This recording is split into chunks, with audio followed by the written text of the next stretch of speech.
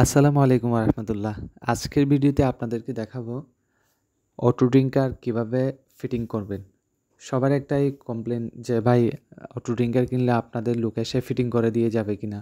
তো আসলে আমরা যেহেতু ৬৪ চালাতে প্রোডাক্টগুলো পাঠিয়ে থাকি সেক্ষেত্রে ১০ পিস ২০ পিস ফিটিং করার জন্য ওখানে যাওয়া সম্ভব হয় না। তো সেক্ষেত্রে আমরা কী করতে পারি, আপনাদেরকে এটা কিভাবে ফিটিং করতে হবে সেটা যদি আমরা সহজভাবে দেখিয়ে দিই।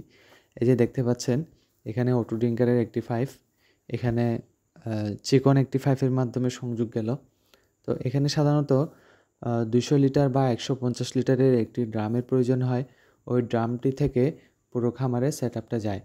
তো এখানে দেখতে পাচ্ছেন ১ ইঞ্চি পাইপের মধ্যে লাইন গেছে এবং একটি গেট বাল্ব রয়েছে।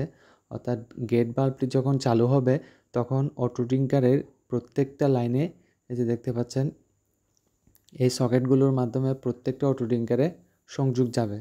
তো এটা আসলে যারা পাইপ ফিটিংয়ের কাজ করেন এবং টুকিটাকি কাজের আইডিয়া আছে তারা খুবই ভালোভাবে পারবেন একদম সিম্পলিভাবে।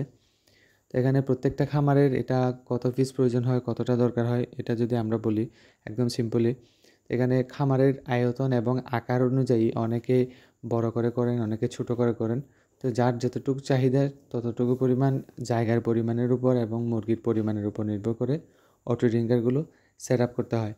তো এখানে দেখতে পাচ্ছেন যে আমরা এই যে অটো ড্রিঙ্কারগুলো এখানে সেট আপ করেছি, তো সেটার একদম সুন্দরভাবে গুছিয়ে দেখানোর চেষ্টা করছি।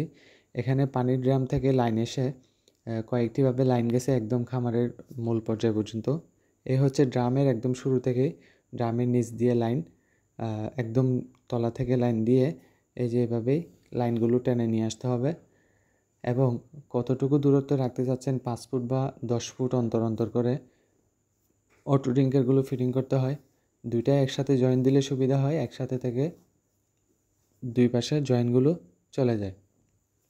তো এখানে খাবারের পট এবং পানির পটের দূরত্ব রাখা উচিত, কারণ পানি এবং খাদ্য দুই পাশে এমনভাবে সেট আপ করতে হবে যাতে কোন পাশে কোনটির দুটা একসাথে যাতে না হয় সেভাবেই রাখতে হবে। ধন্যবাদ সবাইকে।